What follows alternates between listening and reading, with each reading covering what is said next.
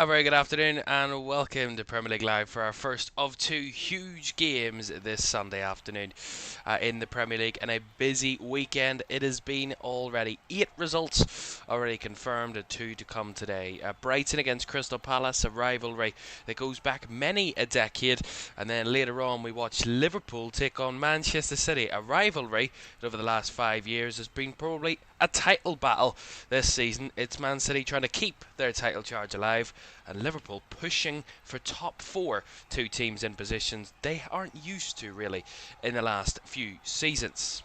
Let's have a look at the results already this weekend. Leeds started the weekend on Friday night, winning by 3-1 against Nottingham Forest. That real tussle for those two teams that sit just outside the bottom 3, but some pressure on Forest with their defeat, and of course West Ham's result on Saturday made it a little more difficult for them. At Leeds pushing themselves away with those 3 points. In Saturday lunchtime, it's Man United now 4 wins in a row under Michael Carrick. You got to say that United fan is 1 game away from cutting his hair. 493 days, I would say, if they beat West Ham on Tuesday night, that would be the case. They beat Spurs 2-0 yesterday lunchtime. It was a comfortable victory for Arsenal in their push for the title against tricky Sunderland this season, but a 3-0 victory for the Gunners meant it was more dominance at the top of the table, and with Aston Villa dropping points as well, it made it even more certain. A 9-point gap for the Gunners at the top. Villa drew away at Bournemouth.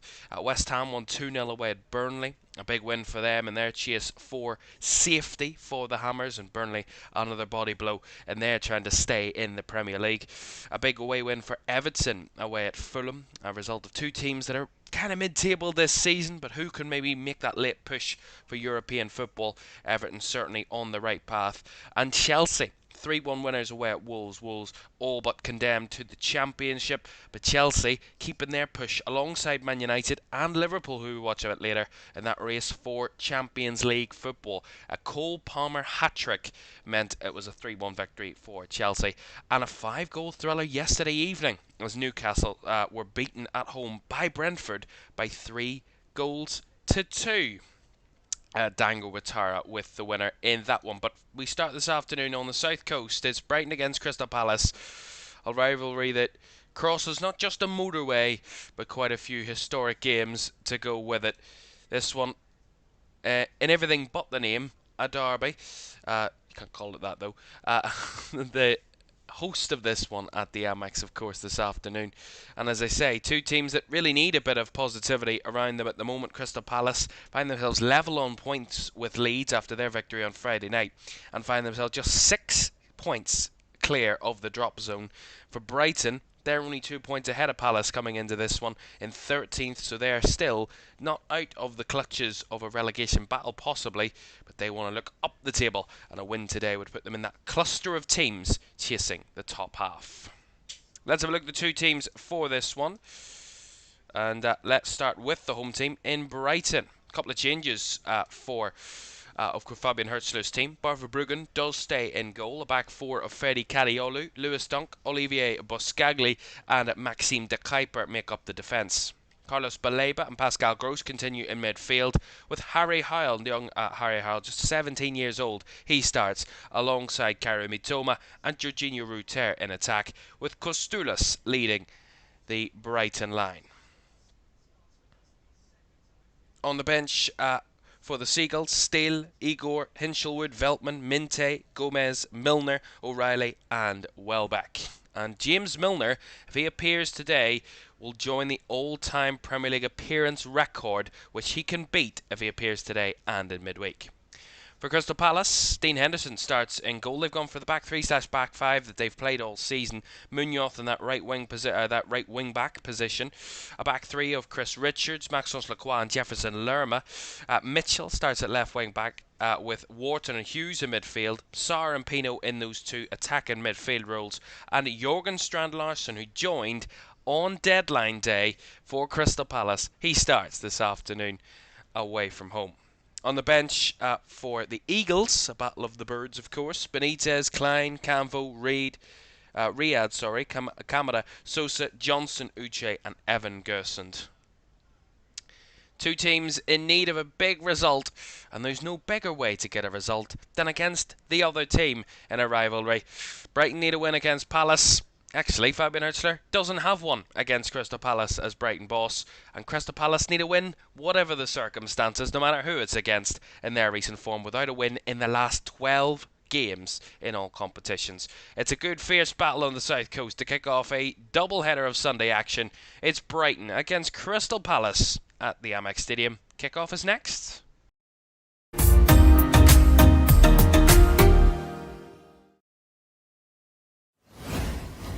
And a very good afternoon. Thank you very much for joining us this afternoon for this one. In our first of two games here on the Sunday action here in LFS. Great to have you with us. Don't forget to like, subscribe and turn on post notifications if you haven't done so already. That'd be greatly appreciated. We just hit 31,000 subscribers just this morning, so thank you very much for that. And we'll keep pushing on as we do. Thank you so much for the support, and we look forward to seeing two more really top quality games in the Premier League, albeit we're hoping that this one doesn't end the way it did back earlier in the season. It was a 0-0 draw in the reverse fixture at Sellers Park. Let's hope they're anything but that today. Let's just say that for the very least. But again, you gotta say, these two are two teams that know a way of cancelling each other out, knowing a way of just finding parity in games of football. Draws have been the most common result for these two teams in their recent fixtures. They'll be hoping for a big 3 points today. Although who knows what will come out of this one come the end of the 90 minutes.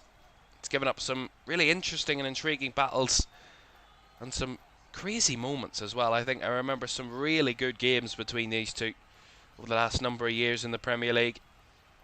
Some late goals, some late drama, penalties, red cards, and some top quality individual talent as well. It's exactly what you want in a rivalry, no doubt about it. Here is Buscagli for Brighton. They're kicking from right to left in this first half. Of course, Palace from left to right. That is against what usually happens. So Palace obviously won the toss and decided to swap sides. Of course, the Crystal Palace fans are actually over to the right-hand side of where the camera position is, which would have meant, if they'd stuck with the tradition, they would have been kicking towards their own fans in the second half, but clearly want to do that in the first to Crystal Palace, and whether that will give them a little bit of an energy boost in the first 45. Nicely won back by Sarr. Here's Daniel Munoz down the right-hand side, linking up with Jorgen Strand Larsen, but Munoz reverses it back. Palace in their all-gold kit this afternoon. Will Hughes, nice ball down the left-hand side. Yeremy Pino trying to win a throw-in, does win a throw-in, and young Harry Hyle, the one to intercept. Of course, Fabian Hurtzler said he deserved the chance, the 17-year-old. And that's why he has him in the starting lineup today for his first Premier League start. Has made one appearance this season, but none from the start. Crystal Palace going for an early long throw here. Launched deep into the area. Flicked onto the front post. It's bouncing around as Wharton tries to keep it alive, and Ferdi Kadiolu recycles. De Kuiper finds Duncan space. Lots of space here for Brighton down the right-hand side. Trying to exploit here with Hyle. Kadiolu over in the overlap. Hyle decides to drift inside. A lot of bodies drifting back for Palace. No one really trying to close the ball down. Here is Jorginho Ruter bursting down the left against Lerma. And a real scramble for Palace to put it behind for the corner, but good incentive for Brighton on the breakaway there. Exploited the space down one end, dragged Palace to one side, and then switched it to the left for Jorginho Ruter in a one-on-one battle with Jefferson Lerma. And in the end, it was a real scramble as it got towards the 6-yard area. For Palace to put it behind for the corner.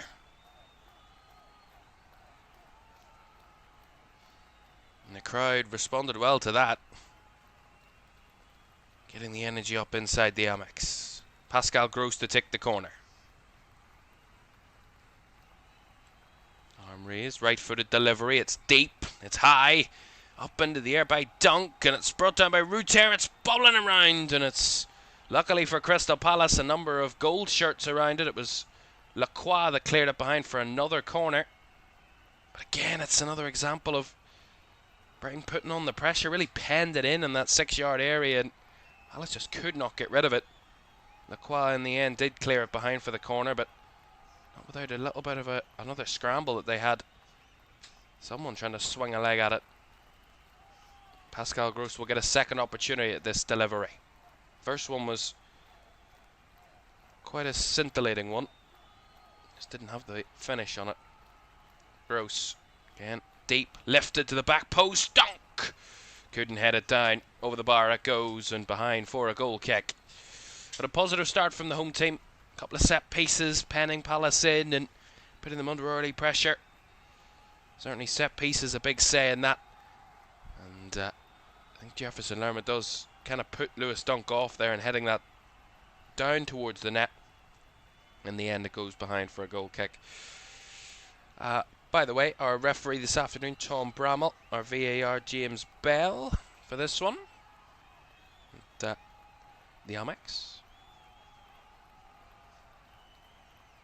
Dean Henderson with a long kick.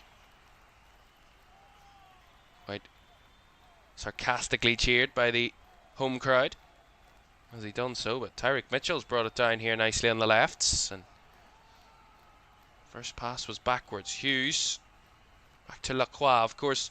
Real rejig for Crystal Palace after Mark He's moved to Crystal Palace, or to Man City from Crystal Palace, the January transfer window.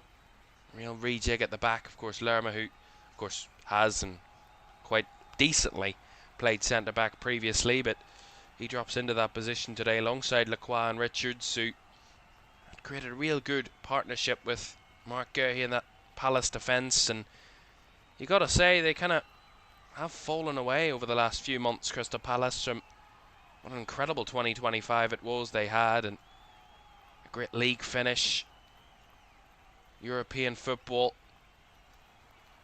of course due to their FA Cup victory.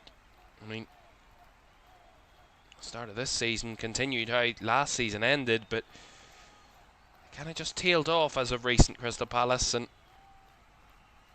I wonder why that is, whether teams have figured them out, whether they're just not hitting the momentum or form that they had before, whether it was all just kind of everything had clicked and synced at the right time and just don't have that anymore. But of course the introduction of Jørgen Strand Larsen will be a big boost for them, albeit a player that hasn't really hit any sort of heights this season in terms of goal scoring. Just one Premier League goal, compared to, he was in double figures last season for Wolves. A very different atmosphere at Molineux this season. Any striker would struggle. Wharton trying to progress the ball but run into trouble. Unable to keep it there, Brighton, for a second, but it deflects back into the path of Ruter, who was well closed out by Richards. Nicely taken in by Sarr on the turn. Finds Munoz. Hughes. Back to Jefferson Lerma. He's right centre back for Crystal Palace. All the way across to Chris Richards. Gotta say that Palace have, in the last few minutes, just settled this game a little bit. Ooh, Lacroix has to deal with that one. A bit of pressure from Mitoma. Does find Lerma. Wants to go long. Targets the runner Strand Larsen, who stretched for that one. Unable to link it up with Munoz. De Kuiper. Beautiful ball. Taken in by Ruter. On the spin goes to Hyle. Up against Mitchell. That's the turn back the way. I do think this game will be a real war of attrition at times. It will be both teams just trying to muscle each other, get that physical dominance. And they'll have their spells of attack and action. Brighton did start the better of the two teams, but Palace have just settled down a little bit in the last few minutes. Of course, those early dangerous set pieces fended off. Ultimately fended off, but not without their little concerns. Good hold up play again by Brighton as it's worked its way back to Dunk. Cadiolu. Gross. All the way back across though. It comes as the Kuiper.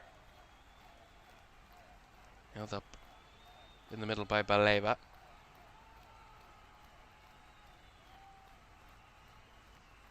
Brighton's turn to have a bit of possession. Fardy Cadiolu. 1-2 between him and Ruter, and trying to find the runner. Ultimately, Harry Hyle made the run, but couldn't find the pass from Jorginho Ruter. But positive again from the home team. I talked about the goalless draw they had in the reverse fixture. In terms of the games here at the Amex, the last three results, none of them have ended in a draw. The last draw between these two here was in January of 2022. They drew one each, but Palace won the last fixture here on the South Coast by 3-1. Brighton won the game before that 4-1. So they've shared the goals here on the South Coast over the last few games. Here is Mitoma. Cut back, got Kuiper's cross, was a little bit lofted. Again, as they pressed for it back, Brighton. Lerma's able to get rid, and ultimately, a bit of pressure on Ismail Assar, who deals with it just about. And again, Strand Larson a little bit isolated up there, couldn't hold it up. Again, they just looked like they felt comfortable at just winning the ball back at the minute, Brighton. Palace unable to find the markers, find the right passes, and unable to really create anything, unless they're gifted to it, which they were there by Buscagli. Here is Ismail Assar down the right channel. Cuts it back to Munoz. Munoz deflected delivery. Pino was in the pressure and Hughes there too, but away it goes from Verbruggen.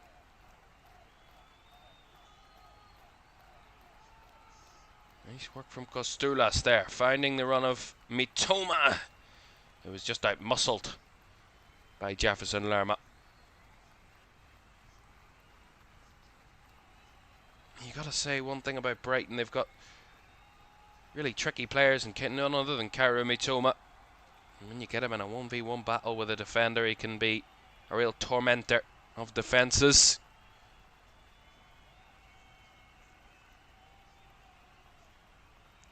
And if you remember, I think Kaoru Mitoma, I remember him speaking previously in an interview and saying that he'd done a degree in dribbling, which has to be the most unique degree I've ever heard of, but he's clearly good at it. And he's certainly put the logic behind, of course, the skill and the flair. That ball trying to find the Japanese, but Dean Henderson was there to intercept for Palace.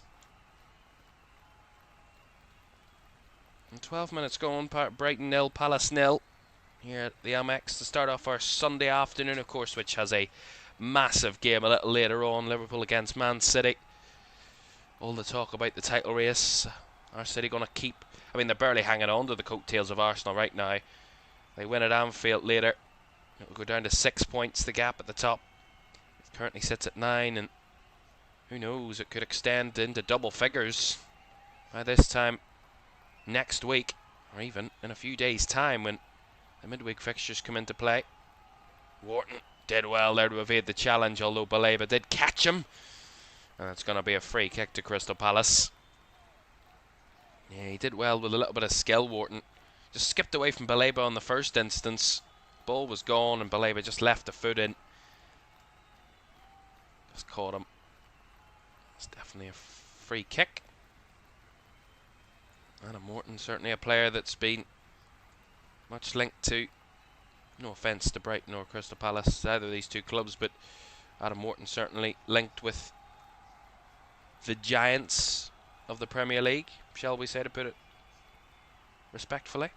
Free kick here for Palace though. Jeremy Pino, deep ball to the back post. It's flicked back across. Mitoma got his head to that, trying to clear it. Balls to Hughes. Pino, real battle. They got it away again, Brighton, but Palace are not going away without a fight. Albeit the fight is over. And now Jeremy Mitoma trying to run in behind. Well alert was Dean Henderson. Come flying out. And did well. Costulas, lovely control in the air. Taken in by Ruter.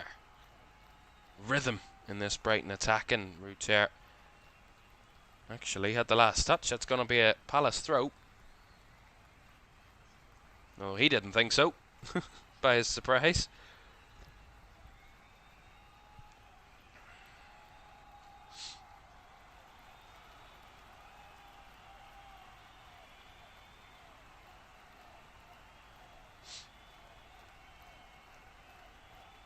Hughes.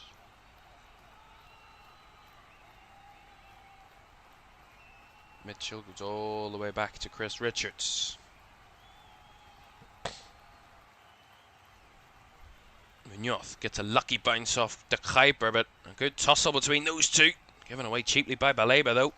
And now Strand Larsen trying to feed it in behind. Ismail Assar's on the run, but Pascali got something to that. Allowed it to fend its way back to his goalkeeper, although I think Ismail Assar was offside anyway. See it again. Sloppy from Carlos Baleba. Just, they were building good rhythm there, Brighton, working into a good space, and as he gives it away, it's picked up by Hughes, fed into Strand Larsen, who's looking for the run of Assar, who was just offside as he made the pass from the Norwegian.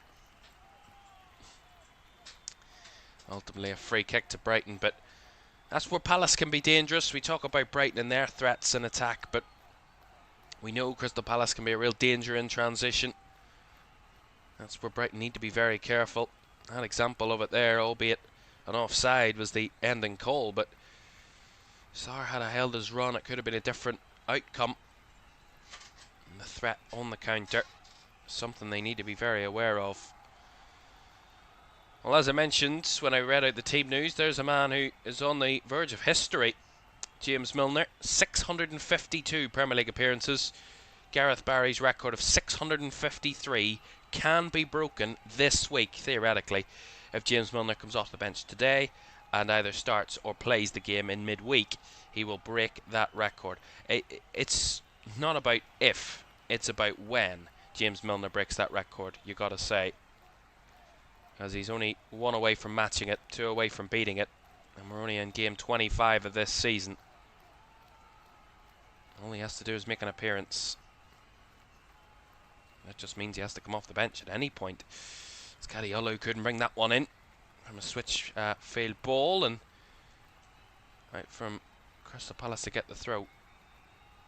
I gotta say, so far now this side have really found rhythm, albeit they've had little moments between individual players, but now the team have really taken grip of this game in the first 16.5 minutes. I mean, as I said, Brighton had their 1 or 2 chances from set pieces, but it's more individuals that are finding options. Although here's Costulas, who wanted to progress the action of the attack for Brighton. The referee pulled it back for a foul. Hughes committing a foul in the build-up, but Brighton are claiming they wanted the advantage, which they felt they were done without of there. Yeah, it's Ruter. It's really poorly challenged by, well, Hughes is late and he just catches Ruter. Definitely a foul and a yellow card, but question being asked by the Brighton players as to why the referee didn't play advantage when they were still in possession of the ball in the final third. Albeit, nonetheless, Will Hughes gets a yellow card and Brighton get a free kick.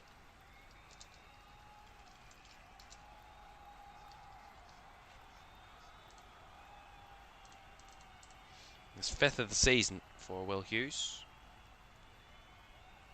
Jim says, hi there, just found your channel, good commentary. Thank you very much, Jim. Great to have you with us for this one. We talked about Brighton set pieces, a couple of corners. This one, a free kick from not too far out from the edge of the area. And Pascal Gross looks to be the one that's hot favourite to take this. Around about 26 yards out, 25 yards out. Good distance on that right hand side. There's two over it. Gross is one. And De Kuiper the other.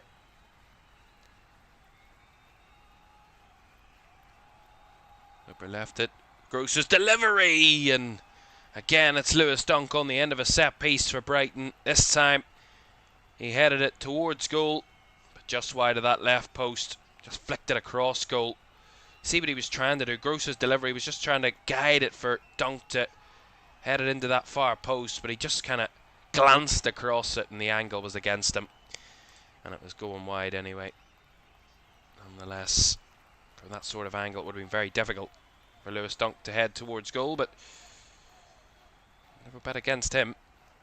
One of the most dominant defenders in the Premier League, Lewis Dunk, in attack and in defence.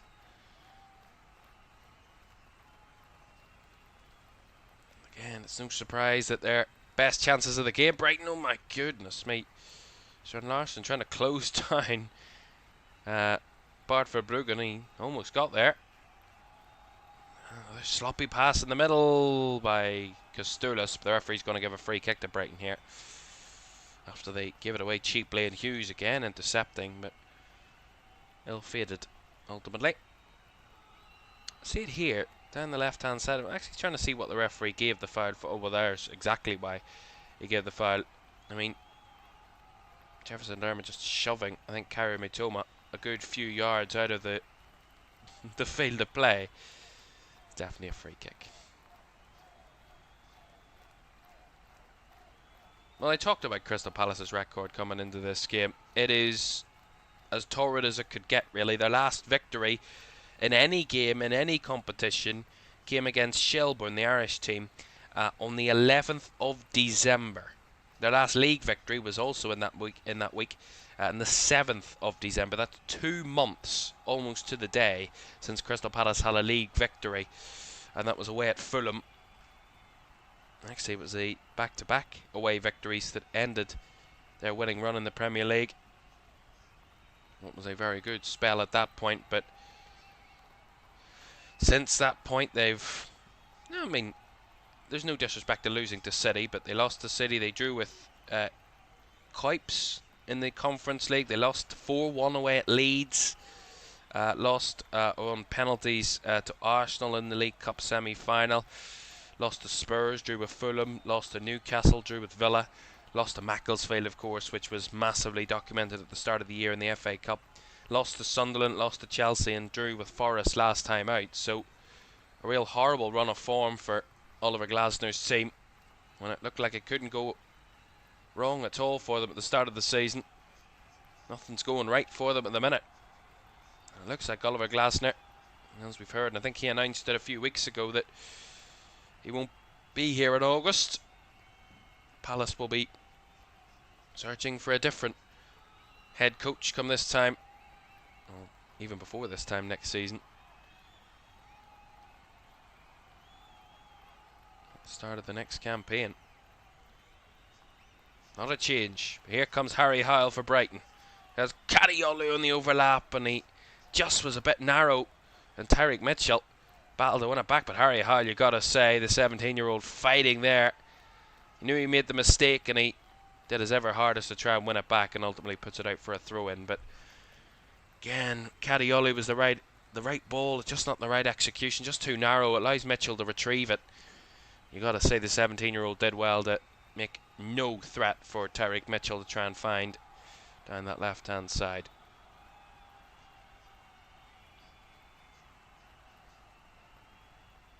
We're about halfway through the first half here at the Amex. Still goalless.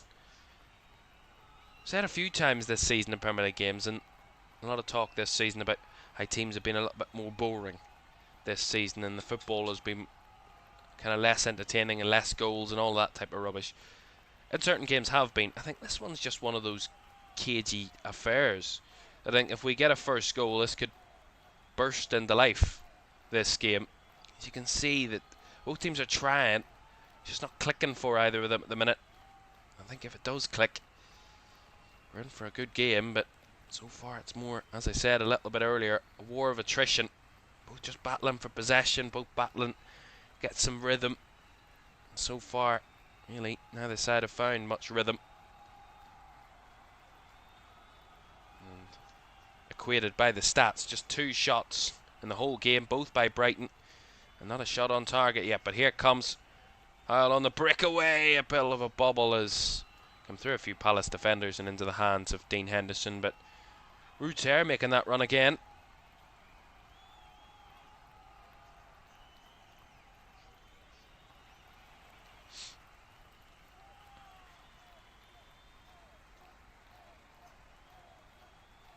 That's a nice direct ball through the lines there by Maxence Lacroix to find Pino. Laid it off to Hughes. Feeds it out to that left-hand side. Mitchell on the overlap. Beats past Hyle. Mitchell with a bit of space. Whips a ball in. Looking for Strand Larson, who got a toe to it, but ultimately Brighton are able to retrieve and recover. Kostoulis couldn't link it up. Back with Hughes. Mitchell. Nice direct ball. Finds Pino on the inside. Pino trying to squeeze it through for Strand Larson, but deflected off a Brighton defender and into the hands of Verbruggen. Maybe seeing a little bit more joy from Palace there. 1 or 2 little moments, but again, Brighton holding on. Here's Ferdy Kaliolu on the breakaway down the right channel. Look at this, completely unchallenged. And as he tries to make the pass a little bit loose, but picked up by Baleba. Back again to Lewis Dunk. Gross. Buscaglia. Dunk. Flipping it over the top, looking for the run of Mitoma. Again, nicely dealt with by Palace, but again, Balebo picks it up and gives it away in the midfield, though. And now Ismail Assar directly running towards the Brighton defence, which Lewis Dunk steps up. Pino picks it up, though. Couldn't find Strand Larson again. He's struggling to get free here at the minute, Strand Larson.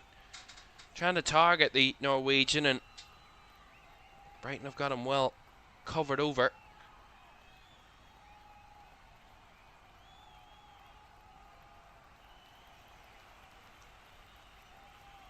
Jim says Glasner's heart's not in it, and it shows in their performances. To be fair, honest, he's had all his best players sold. Yeah, I mean, losing Mark Gay, he's a incredibly big body blow to Crystal Palace. Losing your club captain midway through a season, and you're already going through a difficult patch as that happens. I mean, it's not going to make anything any easier. Far from that.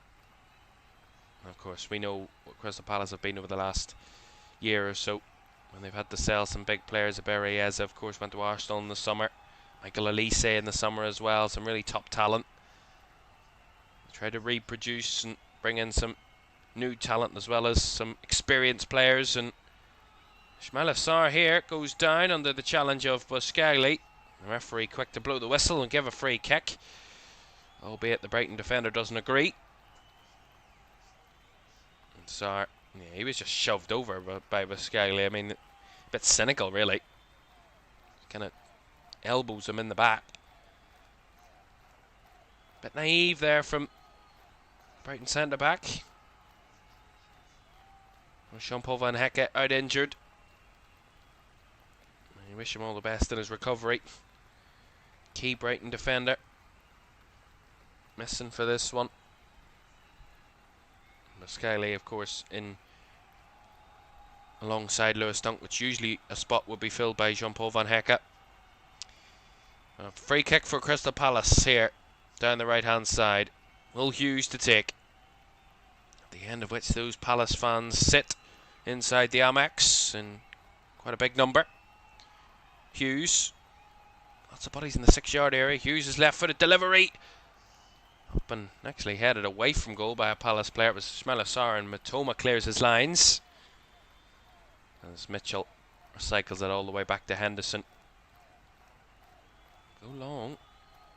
Looking for Strand Larson. He got his toe to it again. Again, couldn't bring it under his spell. Brighton are able to retrieve. Lovely. Nice touch by Kostoulis. Finds Mitoma. Now into the space for Heil. He's got runners either side. He's found Kadiolu this time. Kadiolu lifted it up, but away by Lacroix. And now look at the space. Brighton committed many bodies forward, and Strand Larsen's got a free ball here. Finds it to Ismail Assar. It's only those two against 4 or 5 Brighton defenders. Assar runs into trouble, but he keeps a hold of the ball for the moment. And as he's body checked to the ground, dispossessed, no foul. As the referee is going to stop the game actually here, because Assar's holding his head, which doesn't get a kind response you would expect from the home crowd. I don't think there's a head injury in this. I mean, you can never know, of course. Obviously not. Well, to be fair, it's a bit of a whiplash type tackle from Jorginho Rutter. He does take a whack, does Ismail Assar, to be fair to him. But Fabian Hertzler not happy, sharing his frustrations with the 4th official. Sam Barrett has to take the earache. Well, still goalless. 29 minutes or so gone here at the Amex between Brighton and Crystal Palace. Both teams trying to find the fine margins. Very little to separate them so far. Very little in attack and action. Again, it's been mostly, as I said, both teams just trying to fight for the ball and create any sort of momentum. Speaking of lacking in momentum, Brighton have won just 2 of the last 13 Premier League games against Crystal Palace. They've drawn 7 and lost 4. Now, both of those victories in that time have come at home, so they're going to get a victory against Palace. Their best opportunity is here.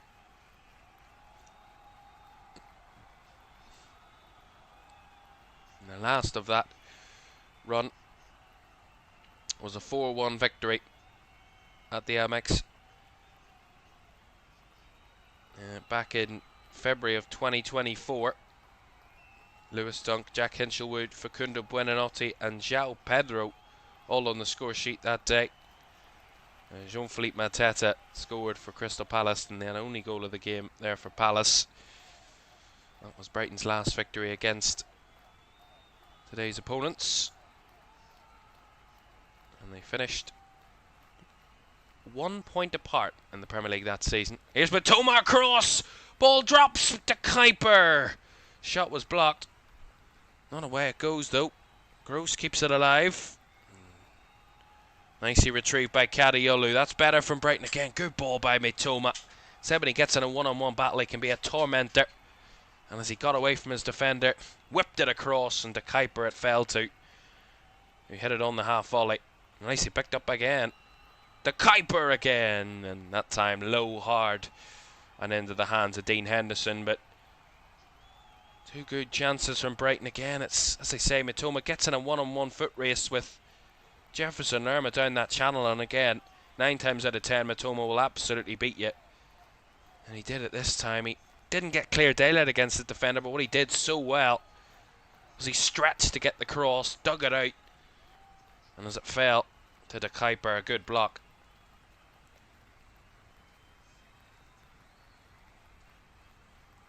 Again, that's giving Brighton a bit of energy again. There's another Palace player down. It's Adam Wharton this time. I don't know whether the referee's given a foul here. Looks like he is. Took a second or two, though, the referee to make a decision. And another point of frustration and anger for Fabian Hertzler.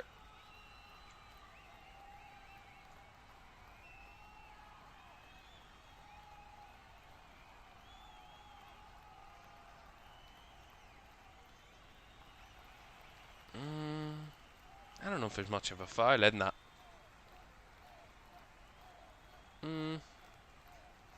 Yeah, Wharton does win the ball, I gotta say, but Mitoma doesn't do much wrong.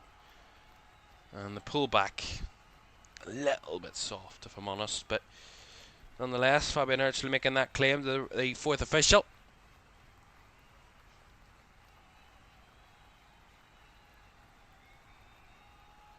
Jeremy Pino to take the free kick down for Palace. just inside the Brighton half. Trying to loop it towards the area. It's flicked on, and again, and it dropped. It falls to Wharton, who couldn't find an accurate shot towards goal. Into the stands it goes. Took a couple of little flick-ons. Pino's ball just about got to the box. It was Lacroix, I think, that had one or two. The first contact, the second contact, sorry. And as it got towards, I think it was it Sarr? And as it dropped to Adam Wharton, he had the shot from range, well over the crossbar. But again, both teams trying to create something. As I said, if they get a goal, whoever gets the first goal will just kick this game into life. We're teetering on the edge, I think, at the minute. Between this game being a real cagey affair and a really open one. Just need to find the key to unlock that door. Here they come. It's Mitoma. He's got him behind Lerma. Lerma did well to hold him off. I think Mitoma was offside anyway. Flag goes up, but again, hanging on the back of his last defender there, Caoimhan Mitoma. Jefferson Lerma is causing him some real troubles at the minute. He wasn't too far off. If he was about half a yard, if that. Mitoma. Lerma, albeit he looked beaten in the first instance, but did well to recover. Albeit offside anyway, Mitoma, but that's a real key battle that will continue right the way throughout the game, I would suspect. Already shown one or two glimpses, Caoimhan Mitoma, of the threat he can pose. Jefferson Lerma just hanging on in that battle at the minute. Sometimes it's probably just the best you can do against Caoimhan Mitoma. Make sure he doesn't get the jump on you. Richards back to Henderson, who gets rid quickly under a bit of pressure. Nicely taken in by Kostulis, who evaded a challenge well, but couldn't keep it alive. As the indecision of Baleba actually works in his favour. He plays a lovely ball to Ruter. Trying to beat past Lerma in a foot race as Lerma was caught by Ruter. Went down, and that's going to be a free kick. And again, complaints from the home dugout and the home players. I felt that wasn't a foul. See it again though. I mean, he just pushes him. It's just silly. I mean, it's just silly, really, from Ruter. I mean, you're in a foot race with the players. Just no need to push him.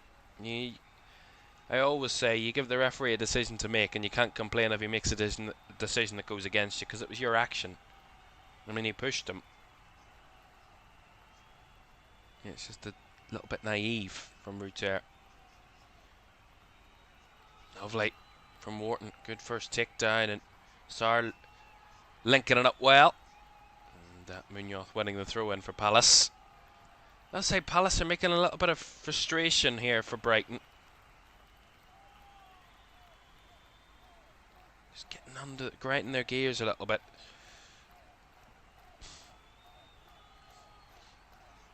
Ooh, Toma got a little bit high with that right elbow towards the face of Daniel Munoz. I mean, it's completely accidental, you got to say, but a little bit dangerous. Long deep throw by Richards. It's still in and around the area. Player goes down in Palace gold and Hughes, but no foul, said the referee. Play on it goes as Mitchell's deep delivery up and into the hands of Bart Verbruggen. He had all control of that one. Now he sets his team on the breakaway. Here's Pascal Gross, who quite conservatively plays it all the way back behind his last defender in Buscagli, who quickly retrieves. 7.5 minutes to go in the first half here at Sellers Park, the opposite one, the Amex Stadium, between Brighton and Palace. It's goalless. I don't know if we still await our first shot on target. We've only had one shot on target so far. That was Brighton. There's another attempt. Kostulis. Flag's going to go up here as the shot from De Kuiper deflects wide. But the flag was up good 5 seconds before that moment. Again, they're getting really frustrated, Brighton, by a couple of these decisions. Again, Kadiolu is offside, and he plays in action and Brighton getting that attack. I mean, it's definitely offside. I mean, factually, it was the correct decision. Just need to recompose himself a little bit here, Fabian Hertzler. He's getting very animated down at the side of the pitch. And as players are responding to that body language, they're getting a little bit frustrated, a little bit impatient, Brighton, and at the minute, they're creating more chances. They're probably creating the better of the chances and looking the more threatening at the minute, but just getting a little bit wasteful and impatient, as I say, when they get into the final third. Frustration starting to boil over a little bit. Playing into Palace's hands. A long throw coming here for Chris Richards. As Lacroix tries to G up the travelling Palace fans behind that goal. Richards to go for the launch. Into the box it goes. Flicked onto the front post, bobbles around, and someone got a touch to that, and it was Strand Larsen who had the last one. And it ends up going wide ultimately, but again, it dropped into a real mix of bodies, and who knows where that ended up. In the end, it was Carlos Baleba that played it off Jørgen Strand Larsen to try and clear it. That's why it ends up as a goal kick. Again, those long throws. It's been a real re-emergence this season of quite an old school tactic. And you gotta say, it's caused a lot of concern amongst Premier League defences this season, the long throws.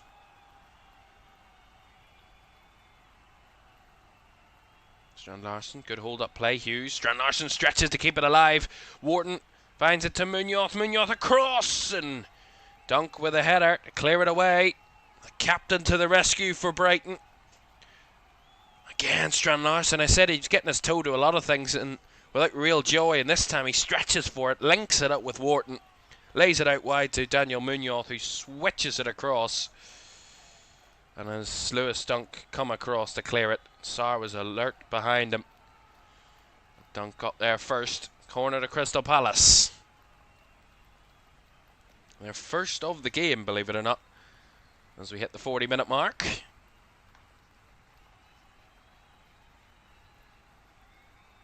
Hughes to take. Left-footed delivery, it's deep. Back post, good punch by Verbruggen, he needed to. It goes down under a challenge, but the referee saw no issue, and it's just going to go out for the throw to Palace on the far side. Again, he got a really good punch on that one. There's a Palace player arriving at the back post before Verbruggen got a punch to that. Good strong goalkeeping from the Brighton stopper. Richards is going to go for another one of these long throws.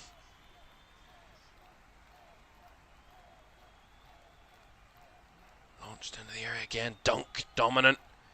Back to Richards it comes. He will whip it in with his foot this time. And Sarr was the target. They come off a Brighton head, and Buscaglia behind for another corner. Good pressure here from Palace.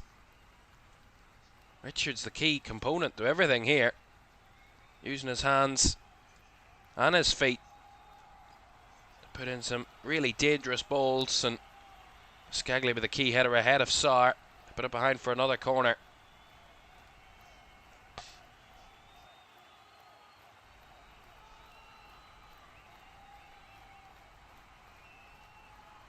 Really good pressure to end the half here from Crystal Palace. Hughes to deliver this corner. Left-footed deep.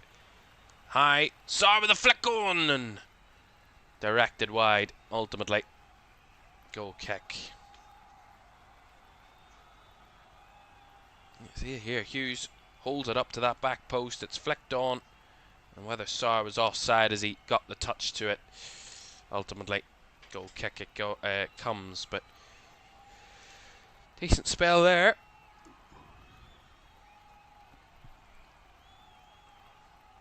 I kind of feel, just coinciding with this Brighton frustration,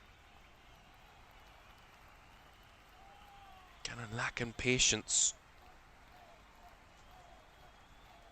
Just giving Crystal Palace that little edge that at the minute they want and very much accept, and at the minute Brighton playing into their hands.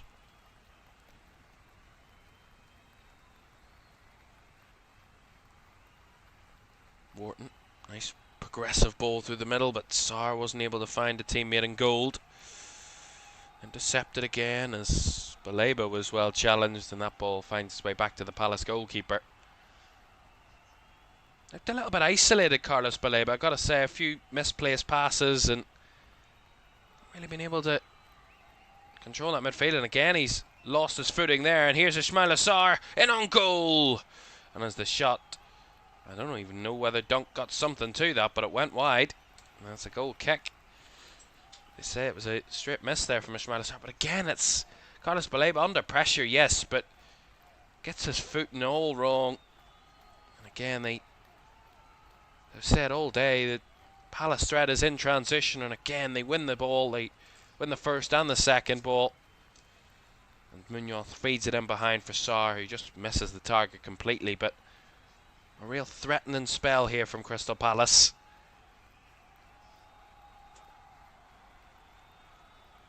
Matoma trying to link it up, but again getting his feet in a muddle. Nicely won back though by Kostoulis, as Hyle couldn't hold it with Gross, and Kostoulis battling to win it back, wins it cleanly, says the referee. Kostoulis. He's to Ruter. Ruter's delivery! Just a half yard ahead of Harry Hyle, who made the run, and in the end into the hands of Dean Henderson. Not too far away from the 17-year-old getting a touch to that in the area. In the end, it's the Palace goalkeeper that stakes full claim. Last minute of the half then.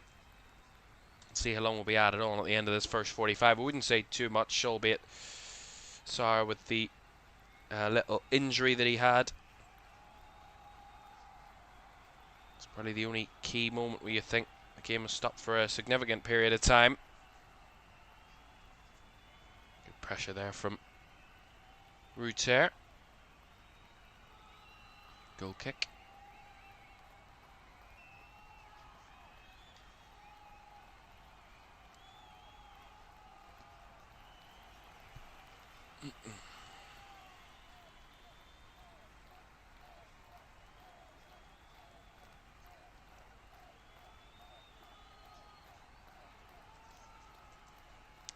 .45 minutes up, 2 added minutes at the end of the first half then. Can either one of these two snatch the opener before the break, or will it be honours even at the interval? Both are trying to reel. I have to say, they've both been all out physical, these two teams, in the first half. They've not shied away from a challenge. As Caoimhan Ferris gone down. He's got an issue with his left eye. Seems to be the problem, but he was just caught there by Jefferson Lerma. Completely accidentally, but painful one, I would suspect. Yeah, he just kind of slapped in the face there, but he knew nothing about it there, Lerma. Yeah, there's nothing in that, but painful one for Caoimhan Ferris. Now, looking at the way the game has flowed in the first half, in terms of the stats, it's Brighton that have had the better of it, but to this point, Palace had a good spell in the last few minutes that really posed some real threats to Brighton that Fabian Özil will be very much aware of, and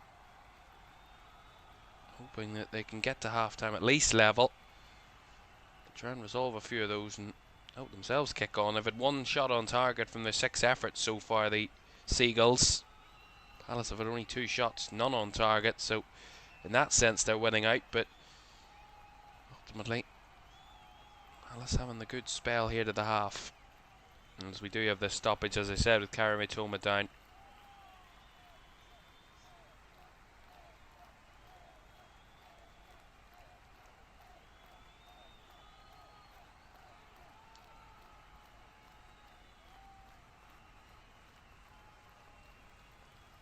Well, Caoimhan Ferris still getting treatment.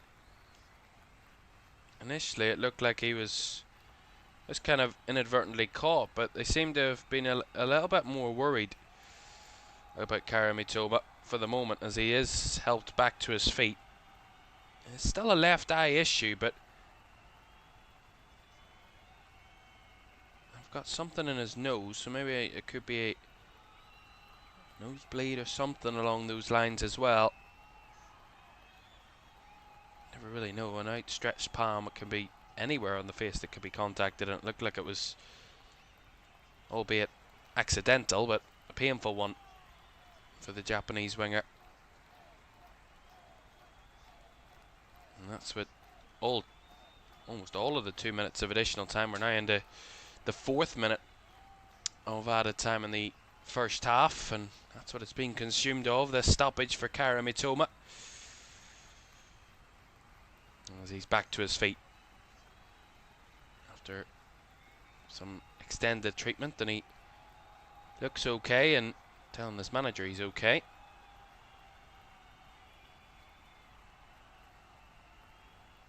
And the referee will just go for an uncontested drop ball here to Dean Henderson, and up to the referee now. How long's left of the half? Well, there is one last chance before the break.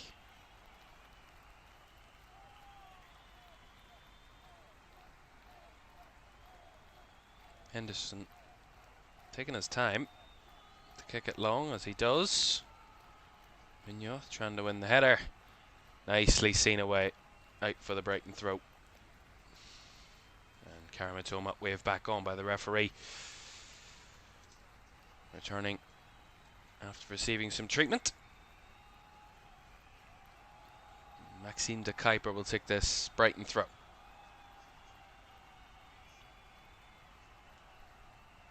Toma right into the muscling again. Him and Jefferson Lerma. Will be another Brighton throw. There's no time to take it though. There's the half-time whistle. And a first half that really has been, as I said quite a few times, the war of attrition. Both teams fighting for the ball and trying to find any little glimpses of individual quality that can help them on their way to winning this game. But so far, Brighton, albeit with the better chances, but it's Palace that ended the halves the stronger. But at the break, there's nothing to separate these two teams in this battle. Half time, it's Brighton 0, Crystal Palace 0.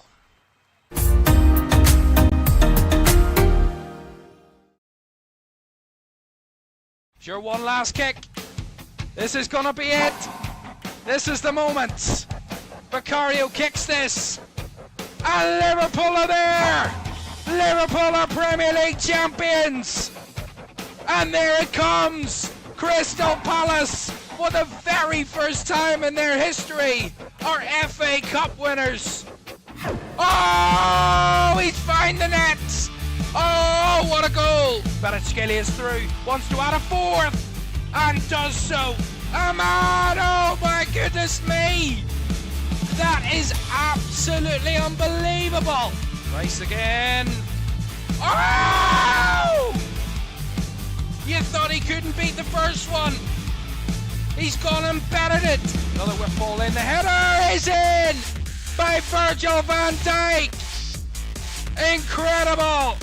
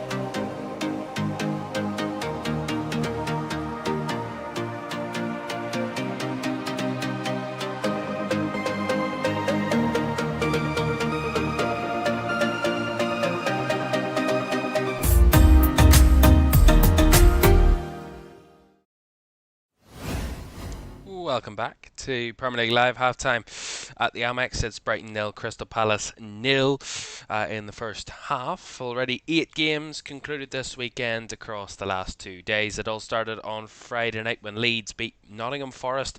Two sides at the wrong end of the table, but Leeds moving themselves in the right direction. 3-1 victors at Elland Road on Friday night. Yesterday lunchtime, Man United made it 4 wins in a row under Michael Carrick with a 2-0 victory over struggling Spurs, who find themselves just 6 points outside the drop zone, albeit a little bit tongue-in-cheek. But I mean, Spurs that close to the drop zone is a headline nonetheless. Arsenal 3-0 winners against Sunderland, 9 points clear are the Gunners, albeit City will play a little later. We'll find out whether they can close the gap when they head to Liverpool. It's Bournemouth against Villa. It ended 1-1 so far. The only draw of the weekend. Could we have another one here this afternoon? It's Burnley 0, West Ham 2. It finished there, a big result for West Ham and their hopes to stay in the Premier League. Burnley, it looks like another body blow for them in trying to stay in the Premier League. They're the only home side yet to that haven't scored this weekend coming into today's action. Everton were 2-1 winners away at Fulham. The same result in terms of an away win for Chelsea away at Wolves. They were 3-1 winners. Cole Palmer on the hot trick, making it 3-1 for Chelsea in their chase for Champions League football. And they, as like Man United, both with big wins this weekend. And a big win for Brentford, a team that are really living above their expectations this season. They're level on points with Liverpool on 39 points, Brentford, after their 3-2 victory away at Newcastle last night. They find themselves in 7th and just 4 points off 5th place Chelsea. After the same number of games, of course, Liverpool can close the gap to those above them if they beat City a little later. Of course, half-time Brighton 0, Palace 0. And as I said, Liverpool against Manchester City, our feature game to round off match day 25 in the Premier League, is a 4:30 kick-off, and we will have team news from Anfield in about 12 minutes' time. In 2 minutes' time, it will be the second half between these two on the south coast. And can we get the opening goal of the day and of this game, or will it be like the reverse and treat us to a 0-0? We'll find out. Second half on the way in just a moment.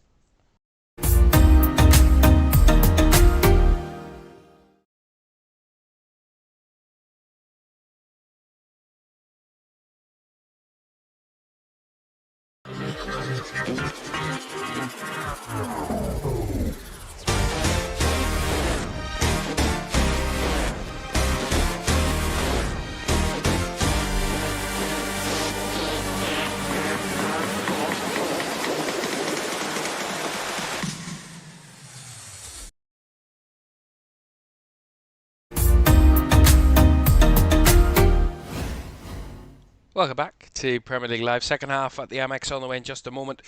A reminder for you, as I said, Liverpool taking on Manchester City is our game of the week at 4:30 between these two sides. Around about the top half of the table, obviously.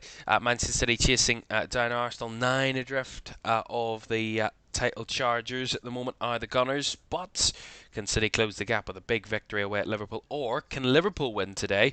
That pushes them closer to those two above them in United and Chelsea in the Champions League places.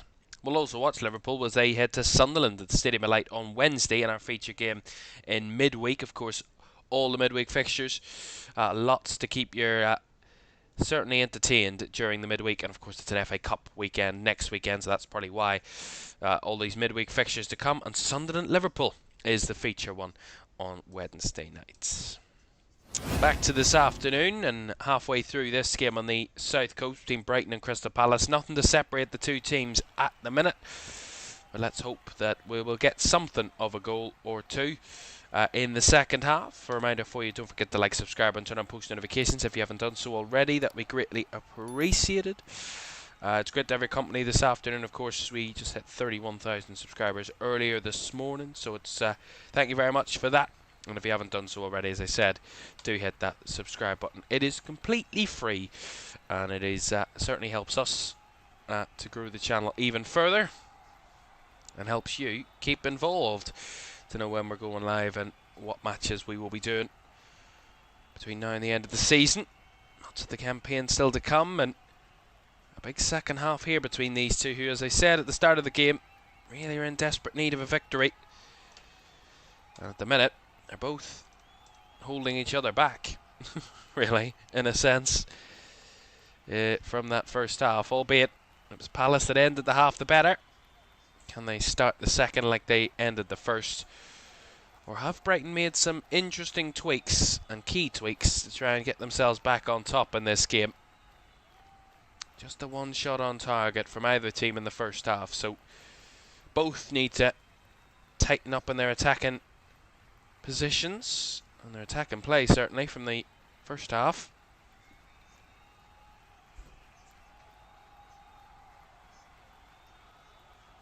Not too bad in terms of goal scoring. Crystal Palace haven't been the most prolific scorers this season, only 25 goals in 24 games.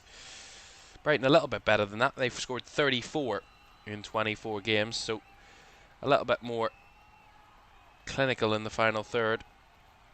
Their game's a little bit more entertaining, but Palace don't ship many goals and don't score many either. Caoimhan. Gross to Harry Hyle. Back across to Buscagli. Taken in by Gross. Loft it towards the area. Roots there trying to flick it back, but Palace there to clear it away as Brighton try and go on the offensive, and Palace is having to sit a little bit deeper. Start this second half.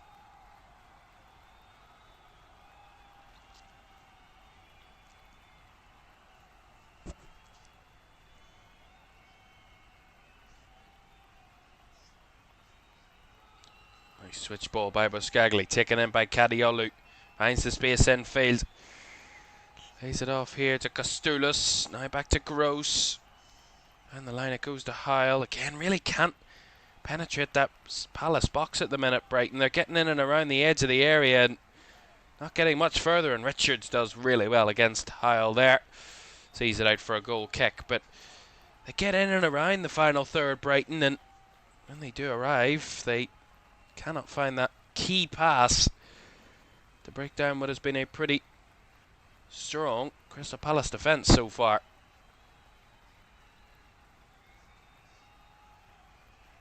Certainly defence is on top in this game, so to this point.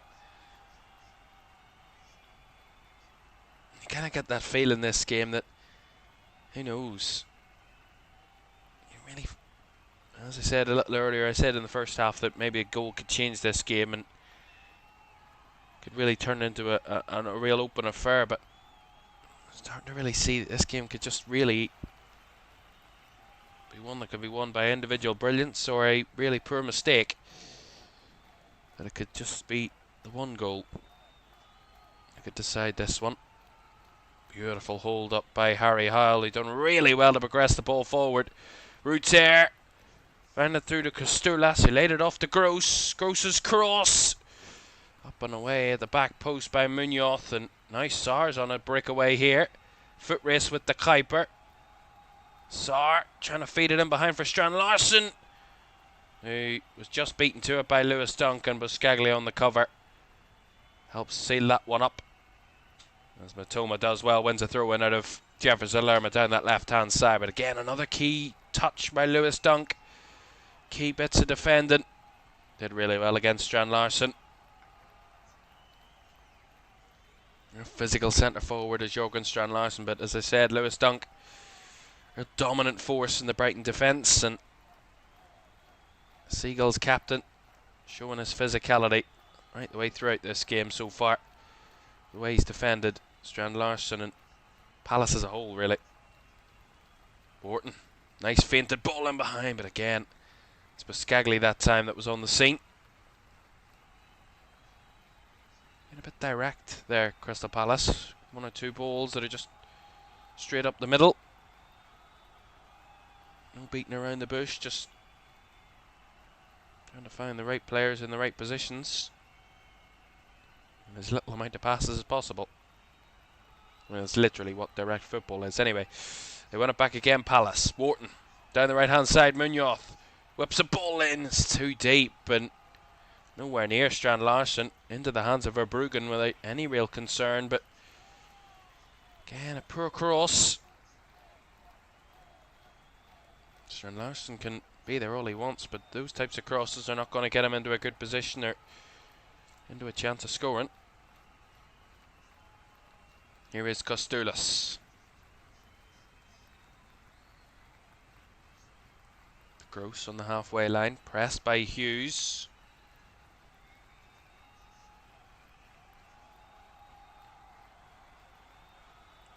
Matoma again does well to win a throw down that left-hand side.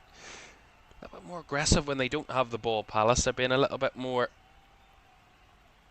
adventurous with their press, a bit more front-footed on that aspect. Forcing Brighton into the quicker play. That's a lovely ball by Dunk in the chest by Matoma. Nice idea. Just unfortunately the touch off the chest of Caoimhan Ferris just took it away from him rather than took it into his path, and ultimately Dean Henderson was there to pick up the pieces. But again, a nice ball. Dunk winning his battle again. As foul on Gross there by Hughes. Free kick to the home team. Of course, Will Hughes on a yellow card. Yeah, it's just a little bit late. Nothing more than a free kick there.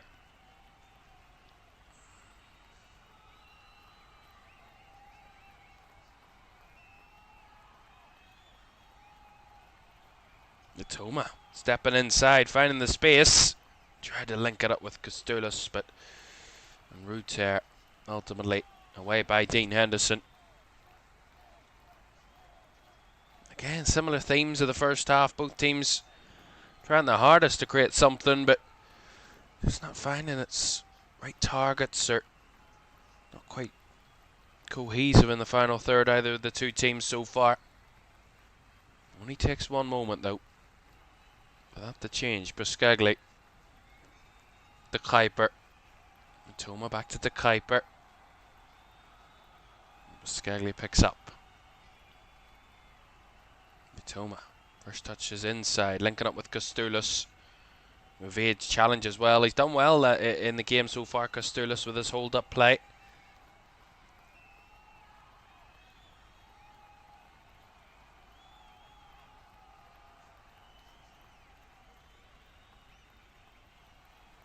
Nice play there by Brighton. De Kuiper. Baleba.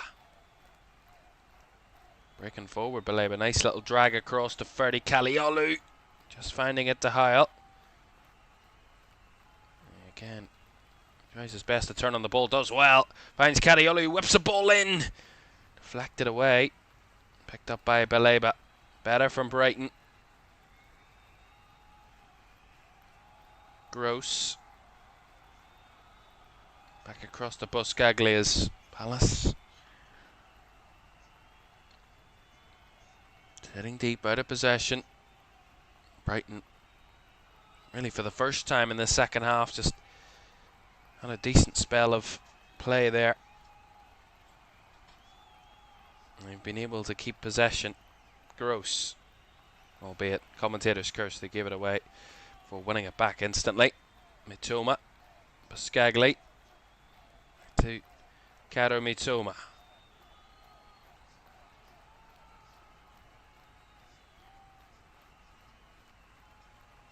Need a little bit of magic. Dunk. Gross.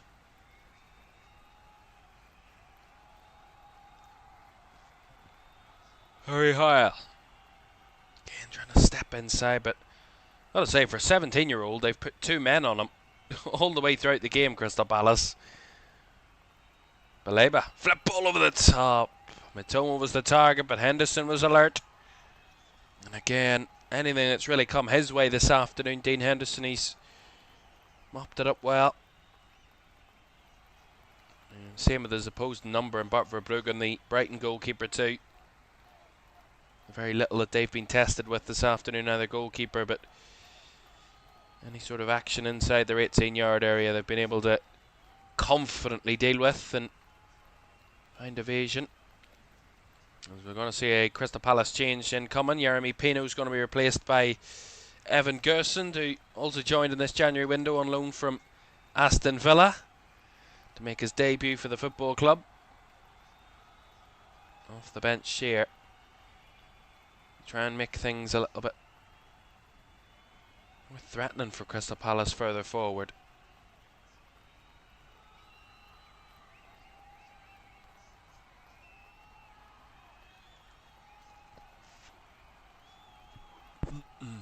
Committed to clearing that ball out there, Lewis Dunk.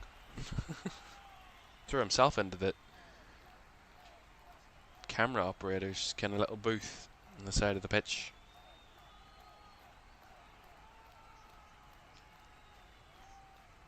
We do have team news from Anfield in our later game between Liverpool and Manchester City. Team news has just dropped in the last minute or so. We'll get that to you in a second, but there's a opportunity here for Crystal Palace. It's going to be a long throw from Richards. It's going to be one hell of a long throw. Just about got towards the area, but Heil tussling well, and Richards has to go all the way back to his goalkeeper. Dean Henderson, everybody stays up there for Palace. Henderson's ball, a little short. Gerson got a little bit wobbly, but he kept it alive. Lerma. Hughes. Alright, Lacroix. Real centrepiece of that defence at the minute. And for now, Maxence Lacroix. Of course, with the departure of Guéhi, someone has to take over the mantle at least in the short term. And looks like Maxence Lacroix will be that dictatorial force in that centre-back area. As Richards Again, finds it back to his goalkeeper. 12 minutes gone of the second half. Still goalless. As I said, much more edging towards this game being a one-goal game than anything else. But you never know. Premier League games this season have had quite a few late goals. Quite a few's putting it nicely. Quite a lot of late action and drama. So I wouldn't switch off just yet. Anything can still happen. Sliding in for tackles galore here, Crystal Palace, as Hughes was dragged back a little bit by Ruter. That's going to be a free kick inside the Brighton half.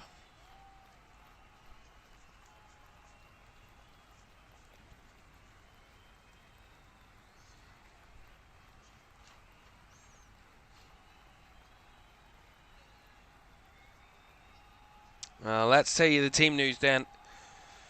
Actually, hold on. We'll wait on this free kick for Crystal Palace before we tell you the team news from Anfield. I'm teasing you. Free kick to Palace. Hughes, who won it, will take it. Whips it deep. Flicked on at the back post. Gerson got his head to it. Taken in by Strand Larsen, away from goal he was facing. And as they try their best to keep it alive, ultimately it's going to be a foul against Jefferson Lerma. And a free kick to Brighton. Pretty lacklustre end to that set piece phase from Palace. Right, quickly the team news from Anfield. Let's start with the home team. Liverpool, Alisson in goal. Back four of Dominic Szoboszlai continues at right back. Konate and Van Dijk at centre backs with Kerkez at left back. Gravenberch, McAllister and Wirtz in midfield with Gakpo, Salah and Ekitike the forwards. Martinez-Philly, Woodman, Robertson, Ramsey, Endo, Jones, Nyoni, Chiesa and Ungamoa on the bench. For Manchester City, Donnarumma in goal. Nunez, Kushanov, Mark Guehi starts at centre-back alongside Reinhard Nuri. Rodri, O'Reilly and Marmoush in the middle with Bernardo Silva, Semenyo and Haaland. The attackers on the bench for City. Trafford, Diaz, Ake, Elaine, Lewis, Reinders, Cherky, Gonzalez and Phil Foden. That game between Liverpool and Manchester City, a 4:30 kickoff, and do join us in about an hour for that one as we get underway from Anfield, the climax of the weekend. That one coming up in just over an hour's time as we hit the hour mark at the Amex Stadium between Brighton and Crystal Palace. We await our opening goal. You see Kostulas stood on a little bit there by Jefferson Lerma. Ultimately, referee said no foul and Palace have possession. Lacroix gets rid. Nice step in by Scagli.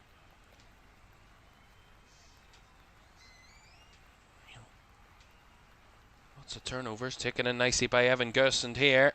And he's found a little bit of space for Ismaila Sarr. Clean shot at goal. Sarr gives Crystal Palace the lead. That was the little moment they needed. And Crystal Palace take advantage. Soaring their way into the lead on the south coast. It's usually the Seagulls that do that. It's the Eagles that are doing it here. It's Brighton 0, Crystal Palace 1.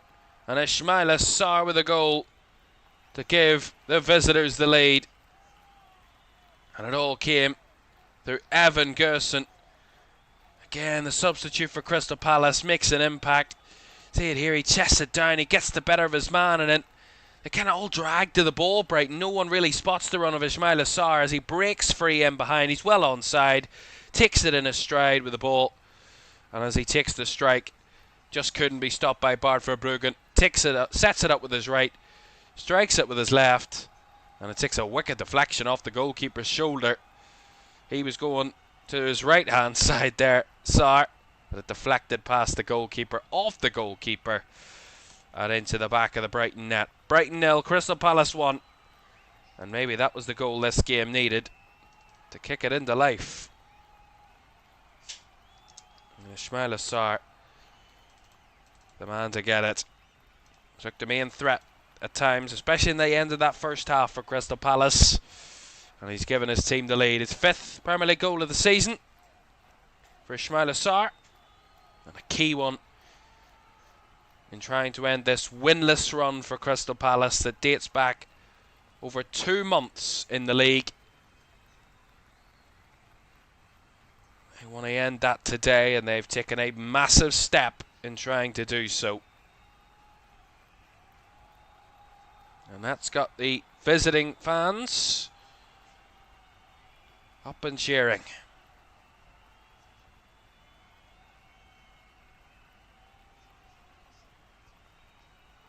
And I will tell you, albeit that Crystal Palace take the lead, but that doesn't always have the final say when it comes to Crystal Palace. They've dropped 13 points from a winning position this season. That also doesn't bode well, because when Brighton go behind, they more often than not find a way of getting back into a game. They've picked up 14 points from a losing position this season. So on both of these two teams' records this campaign, the first goal usually isn't the last, either for or against. One of these two is Gross, tries to whip a ball in, half cleared by Palace, picked up by Kadiolu. They need a fight on their hands now, Brighton, and whether Fabian Hirschler wants to go to his bench or not, we'll find out, as Wharton was fouled there by Ruter. Not really had the desired effect today, Jorginho Ruter, that I think he really would have wanted to have. He's looked a little bit all over the place at times, and gotta say, Brighton have been like that in the attacking third all day. I think Caoimhan Ferris looked their main threat off that left-hand side, and it's mainly on 1v1s. Other than that, they've really not done very much in an attacking sense of the home team. Well, they want to bring someone on to make that difference, maybe Diego Gomes or Yankuba Minta, that can really tweak things and bring a different aspect to the attack and action. We'll find out, but it seems like they're really toothless up front at the minute, Brighton, and they need to find a way to change that. Ruter, that was a nice ball, and here's a nice run for Karo. Mitoma's in behind. Mitoma! Good save by Henderson.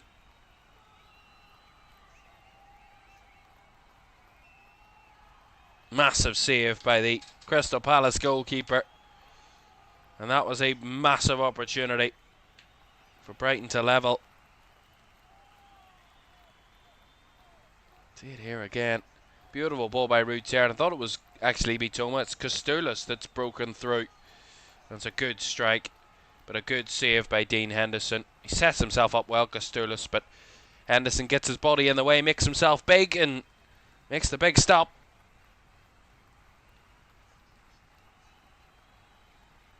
I said, could they go to the bench to make some movements? Well, it looks like there's quite a bit of movement on the Brighton bench. Looks like a triple change is incoming. Danny Welbeck, Diego Gomes are two of the three. I couldn't quite see who the other player was that was getting ready, hiding behind a member of the backroom staff. But old Ratha changes incoming as Palace win a corner.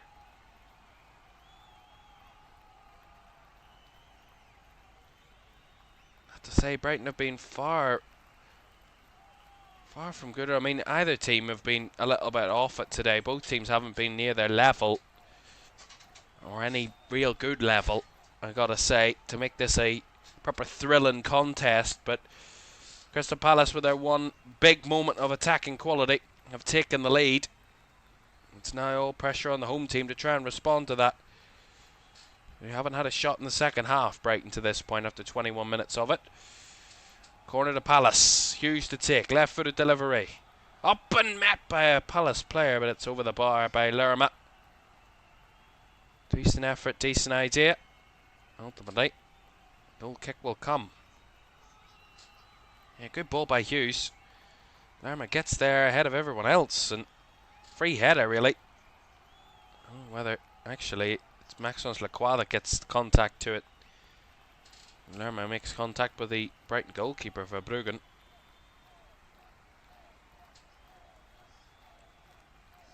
And Yankuba Minta is the other player that's going to be coming on for Brighton. So I'd said that Welbeck and Gomez were coming on. Minta is also coming on too. So a triple Brighton change incoming in a moment or two.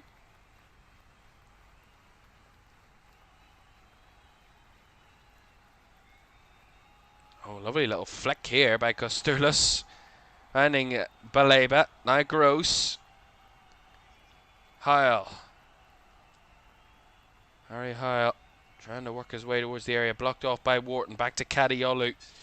Just missing that defence splitting movement, Brighton, at the minute. Kostoulis tried the idea. Ruter not on the same page. Back it goes to Dean Henderson.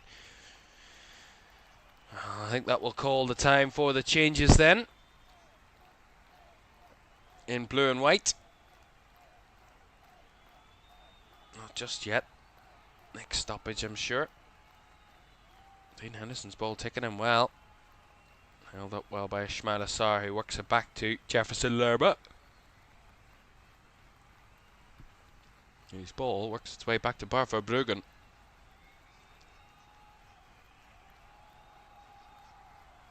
I gotta say, I apologise for the excessive yawning this afternoon. I'm quite tired. I didn't have the best night's sleep at all.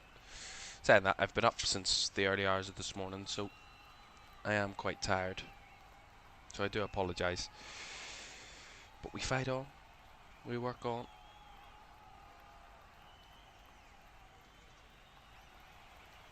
"22 minutes to go here on the south coast. Bruggen goes long. Looking for the run of Mitoma, but that was well guided by Jefferson Lerma back to his goalkeeper. Nicely dealt with. Applauded by the visiting crowd again.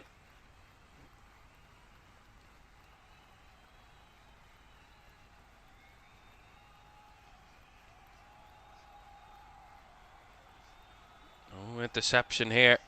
Right, Baleba, Kostoulis caught in possession by Wharton, and now the breakaway from Palace. 4v4. Munoz wide on that right hand side. Back to Wharton as Brighton get bodies back. Wharton and Munoz linking up down that right channel. It's Wharton's delivery. It's a little high. It's very high. Behind for the goal kick it goes.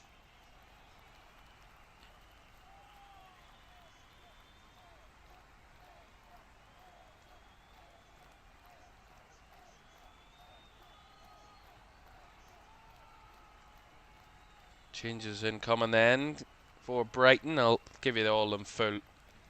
Don't want to give you bit part information, but it is a triple change.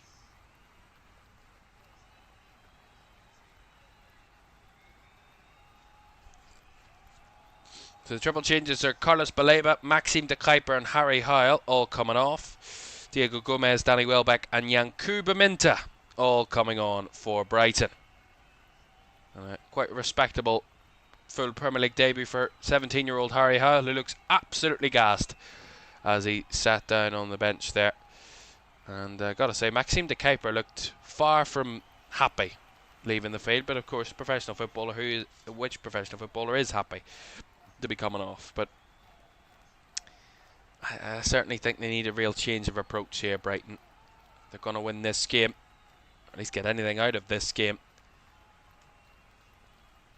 I think more attacking bodies and different profiles of players further forward is what they need. And Yankuba Minta, I think, can be a real key. Diego Gomez, more progressive midfielder than Carlos Baleba in terms of Baleba's more of a ball breakout midfielder, but winning the ball back and playing it to more attacking players rather than Diego Gomez, a more line breaking midfielder. You would suspect with a traditional attacking midfielder. And of course Danny Welbeck. You know what he can offer. Here's Diego Gomez. Mitoma. Gross. Conducting. Ball out to Ruter. Just about holding on to the ball as he was well challenged. As he cleanly won it back again, Ruter, but Evan Gerson with a little bit of skill bix past Caoimhan, but well done by Gross to retrieve. Again, both teams have been throwing in the challenges today. Not afraid to put their bodies on the line to win the ball, either of these two. Buscagli. Mitoma. Ooh, loose back pass by Mitoma. Given the time and space, Strand Larsen has the go, and Verbruggen with the stop, but again, all of their own doing there, Brighton. The ball back by Mitoma. Buscaglia got completely on the wrong foot. The ball was poor. Strand Larsen was there to pick up the pieces, and again, they were a little bit standoffish here. Allowed Strand Larsen to have the shot. In the end, Verbruggen makes the stop, but poor from Brighton once more in possession. Completely unforced error that could have cost them a real key moment. Corner it is to Crystal Palace. Actually, throw in, sorry, on the far side. Gonna go for the long throw once more. Richards, looping, it's a good lift on this one. Up and away and behind by Danny Welbeck, this time for a corner.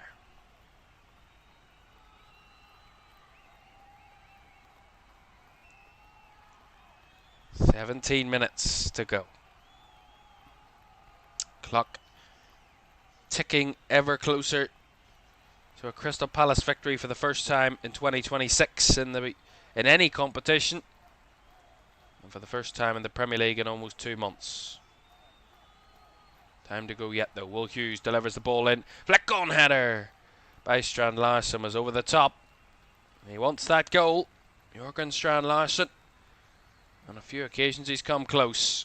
None closer than a few minutes ago when he had that save by Verbruggen, but he wants it. At the minute, it looks like Palace want this result more than Brighton at the minute. That can still change. Minta was tackled there.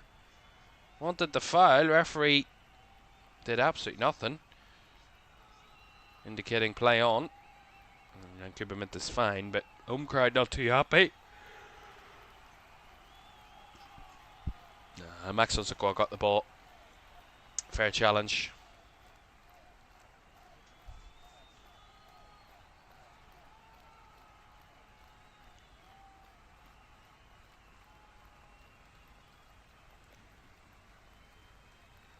Dunk across to Buscaglia.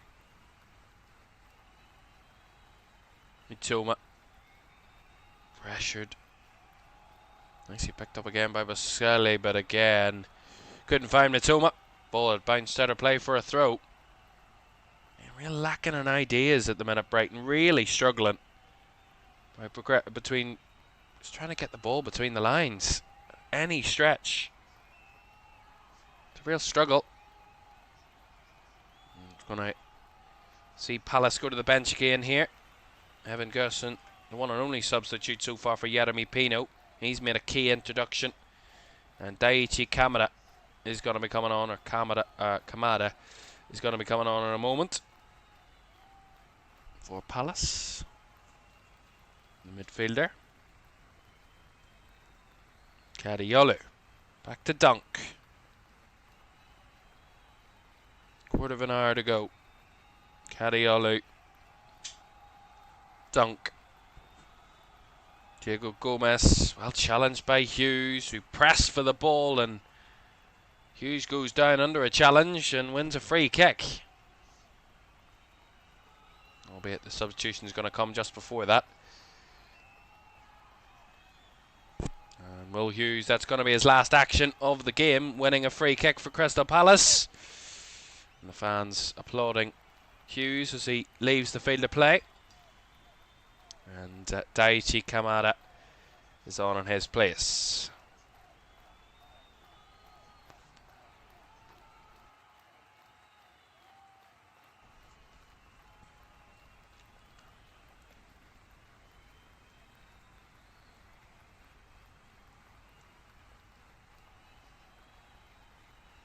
Ooh, a little bit of a wasteful ball by Lerma through the lines, and going down there under a challenge was Kostoulis. So free kick to Brighton. They're going to be struggling for big chances come in the final whistle, Brighton, and they need to be only more threatening, but just try and push Crystal Palace, pressure them, put them on the back foot a little bit. I said they've had one shot in the second half so far, Brighton. That was Kosturlis' effort that was well saved by Dean Henderson. It's their one and only shot of the half. In the first half that they had the better output in attack. It's Palace that's had the better output in the second, and obviously the key moment when Ismail Assar converted and given Crystal Palace a lead, which they hold on to at the moment. Set up by Gersent and finished by Sarr, albeit helped along its way by Barbara Bruggen, but he could do very little at that point about it.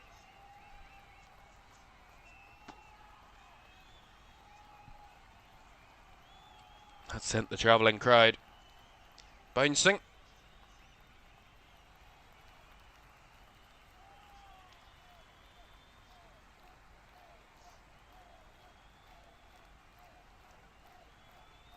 "12 minutes to go." Again, a long ball by Brighton, and that comes to nothing. And Dean Henderson there got a little bit too close for comfort with Danny Welbeck, albeit a goal kick, but Prem and Welbeck having one or two words with each other.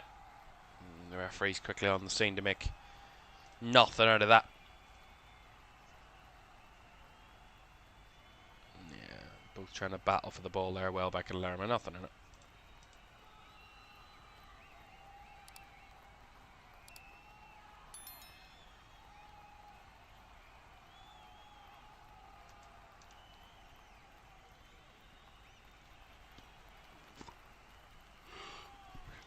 Apologies.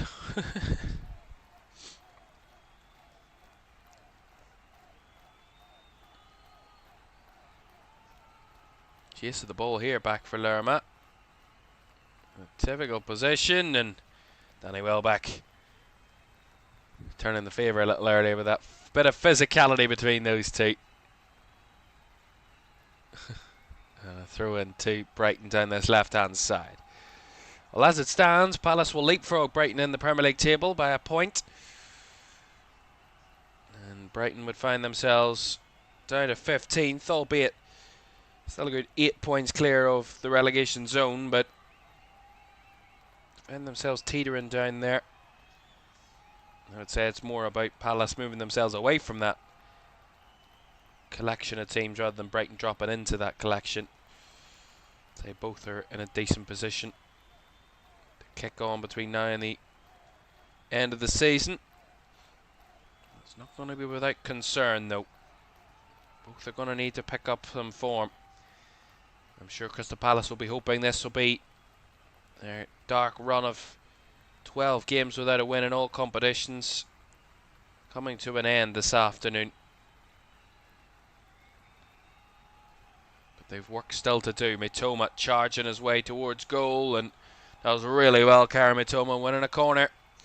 Gotta say, no matter what has happened today, Karim Mitoma has been Brighton's best player. Certainly in an attacking sense, he's been their best player. I think anything that's come his way, he's tried his ever hardest to make something out of it. Certainly the one that's got the most joy in an attacking sense out of Crystal Palace's defence this afternoon. Corner to Brighton, right-footed delivery, up in the air, away by Strand Larsen. Hooked clear by Daniel Munoz.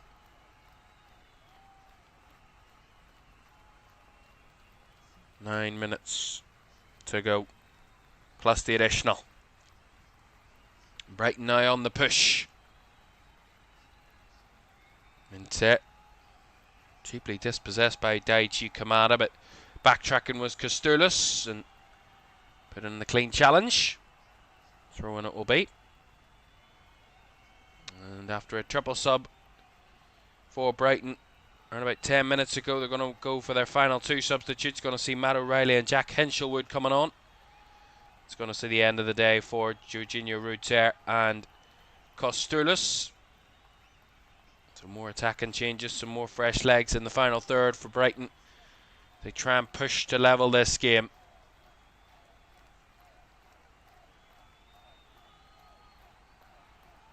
But Palace holding firm.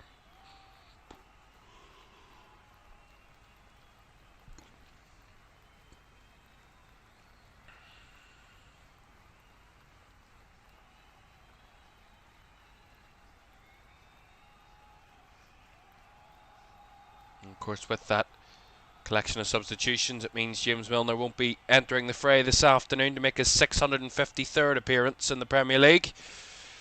That will have to be delayed till at least midweek when they head to Aston Villa.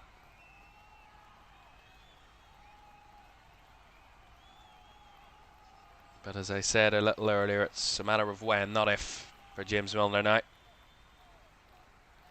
Top tier professional, to say the very least.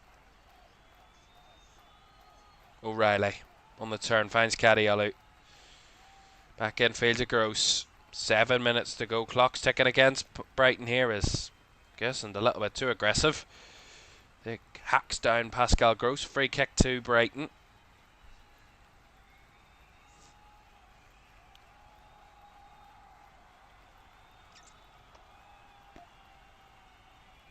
Time though is against the home team.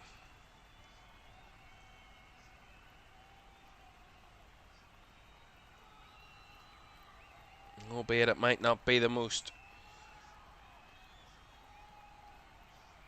beautiful game to watch. Sometimes you just have to grind out a result, and maybe that's what Palace need. Gross's delivery though, up and away by Richards.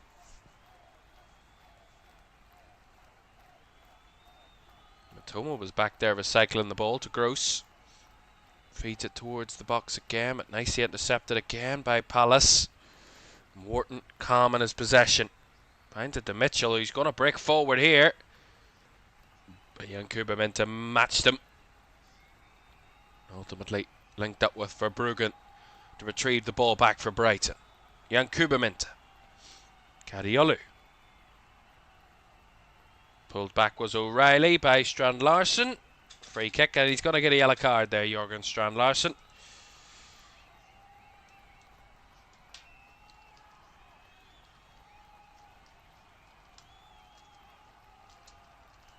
Sensible yellow card to get in that moment. What you call just a good foul.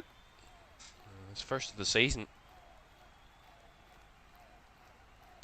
Yankuba Minta couldn't feed the ball in behind. Again, Palace having the joy on the breakaway. Here's Ismail Assar, bundled over by Diego Gomez, who surely is going to receive the fate that Strand Larsen just did.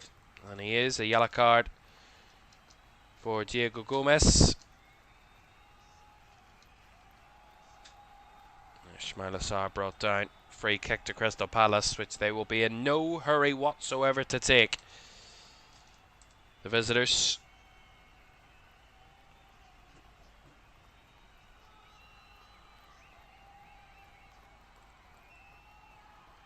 Remember the last game between these two at the Amex.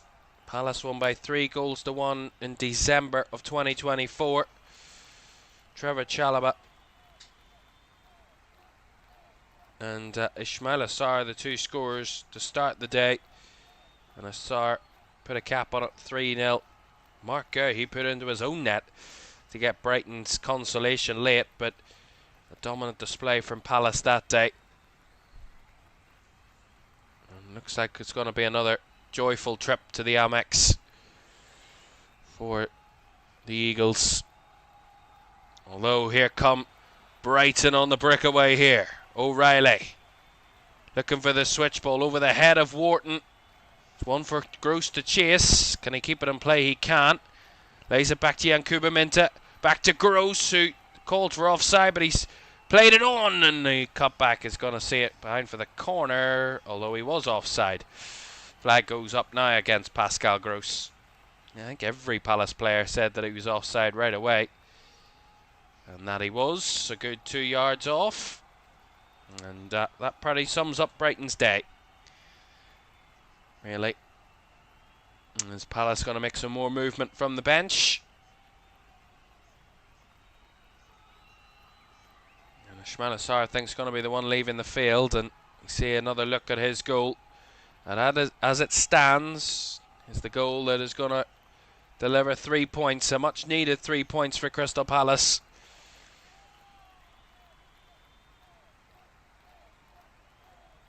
And actually would be only the second defeat at home this season for Brighton. They've won 5, drawn 6 and lost 1 of their 12 home league games this season coming into this one.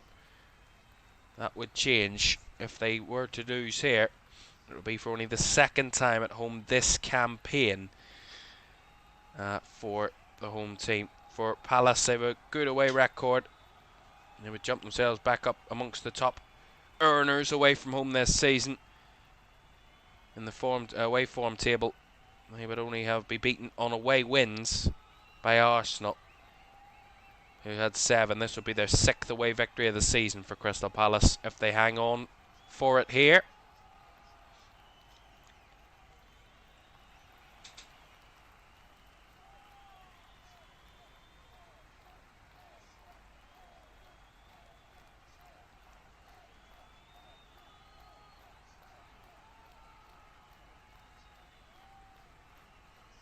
Oh, nice touch by Mitoma. Couldn't take it in. Richards took it away from his foot. I don't know whether Mitoma was offside. Beautiful ball in behind. Mitoma got the better of Richards, and then Richards got the better of Mitoma on the second time round, and comfortably caught by Dean Henderson. But nice idea.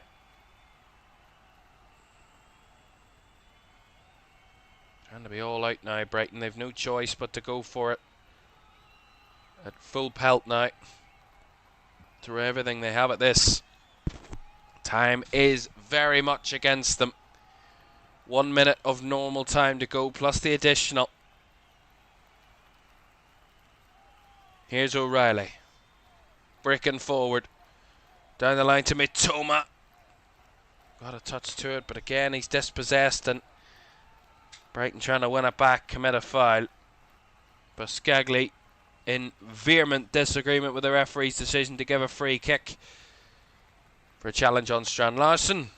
And a free kick it is to Crystal Palace, and Strand Larsen doing the old cramp trick. There's no way in hell he has cramp. No chance. The old time-wasting measure. Yeah, really good from Strand Larsen. He was fouled, there's no doubt about that. And there he is, back to his feet. Completely fine, as expected.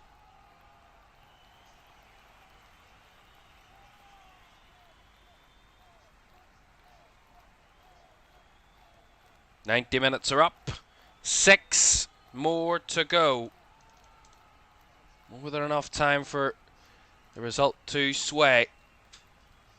At the minute, it's Palace that edge it by the 1 goal. But can Brighton pull on a late showstopper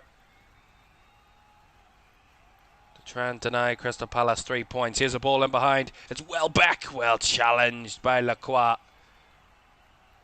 He looked fierce in his challenging of that, but they've given it away cheaply. Of Palace. More pressure comes. Fadi Kariolu looking for it deep, and hit it straight at Dean Henderson with that deep delivery. Nowhere near any of his teammates there. And it's that lack of quality that has really let Brighton down today. I mean, they've lacked quality in all areas. Midfield and attack most potently. The goalkeeper had to evade a big pressure challenge there from Brennan Johnson, I think that was, who came on for Ismail Assar a few minutes ago. Mitoma moving everywhere. Was taken out there was a challenge. Trying to see who that was. It was Yankuba Minta, and Daniel Munoz, remember, is on a yellow card. Some calls for him to be shown another one, but referee showing some sensible caution. Just going to give him a warning. A free kick it will be to Brighton. Yeah, there was no way in hell Daniel Munoz was letting Yankuba Minta get anywhere past him on that occasion. Free kick it is then for Brighton. 4 minutes to go with the 6 added. Quite a lot of time still remaining, but won't get many chances like this. O'Reilly's ball deep. Up on first contact made again by Jefferson Lerma, who fires clear. O'Reilly to pick it up again for Brighton. No time for waiting around. Long ball fired up towards its target. Again, Palace doing everything they can to hold off Brighton, and at the minute successfully so. Everything Brighton try and throw at them, Palace bounce it right back in their path and say, we're not letting you through. And at the minute, it's Ismail Assar that his goal that is haunting Brighton, and is a few minutes away from delivering a first 3 points in the league in 2 months for Crystal Palace.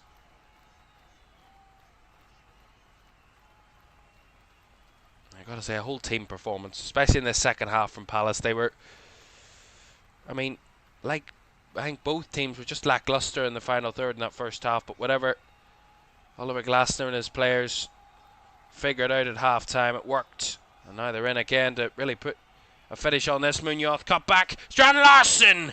Good save by Verbruggen. And he was close to that key opening goal. I said he's desperate for a goal, Strand Larsen. They get off the mark and he wasn't too far away there. Good save by Verbruggen to deny him, but Palace, strangely enough, 1-0 up and looking more threatening to find another one rather than Brighton trying to find a leveller. 2 minutes of the 6 to go. And out of time. And I think the home crowd have started to disperse. But do that at your own peril. You never leave a game early, but not on this evidence that it's going to change any sort of impact on the result. And what they've seen from their home team, one shot in the whole of the second half, is a pretty dismal display. But you got to say, now the team have had many clear-cut chances at goal, but of the two that you could really point out, one of each team in the second half. Palace took theirs, Brighton didn't. And that's probably the way you can sum this game up, ultimately. Ismail Assar was clinical, and he got his big chance, and Gustulus couldn't find a way past Dean Henderson when he got his chance for Brighton. And that's probably what it all boils down to, ultimately. Yankuba Minta. Is there one last hope for the home team? Gross hopes so. Towards the box it goes, and Dunk trying to battle for the ball. Shoves the Palace player to the ground, and that really should be that. Albeit another 40 odd seconds to go, but Lewis Dunk, captain, gets a little bit too impatient. And I said that a little earlier. They rattled them today. Crystal Palace, they rattled Brighton. Got them out of their comfort zone and really made it difficult for them in and out of possession. And as I said, all it takes is one chance. I mean, you've got a player like Ismail Assar in your team. More often than not, he takes his chance, and he did today. And sometimes you can't always win with silky, smooth football from minute 1 to minute 95. Sometimes it just takes a moment of individual quality that delivers a result. And right now you wouldn't have many, I would say, arguing against that. Because there's the final whistle. Back-to-back victories at the Amex for Crystal Palace in 2 seasons. And a first win in 13 games in all competitions for Oliver Glasner's team. A much-needed Premier League victory for the first time since December. They'd really fallen their way down the table over the last few months. But that is what it means to Crystal Palace. Knee sliding from Dean Henderson. And Ismail Assar, the key player in doing so, delivering a massive result for the Eagles. A really well-deserved result from that second half performance. They were the better team and ultimately came away with all 3 points in what was a pretty lacklustre display from the home team. Big win, much needed. Jørgen Strand Larsen certainly shown a helping hand in his debut as well. Almost found the his way onto the score sheet. I've got to say, Dean Henderson played a big part as well, as I said, making that save against Kostoulis when they were 1-0 up in the second half. But ultimately, one chance, one goal, and 3 points going to Crystal Palace. Final score at the Amex, it's finished. Brighton 0, Crystal Palace 1. And one game down, one to come, and none bigger than the one that's coming in around about 30 minutes time from Anfield. It's Liverpool taking on Manchester City. A 4:30 kickoff from Anfield. There's the results. We'll recap all of the weekend's results when we have this game. Liverpool-Man City coming up very shortly. Right, that is it. Thanks for your company. We'll see you very shortly for that game between Liverpool and Man City. But it is Crystal Palace in a time that you got to say 13 is an unlucky number for some, but it was lucky attempt number 13 for their first win in 2 months for Crystal Palace in the Premier League. Much needed, and a big, gritty one in a big rivalry on the South Coast. Good afternoon.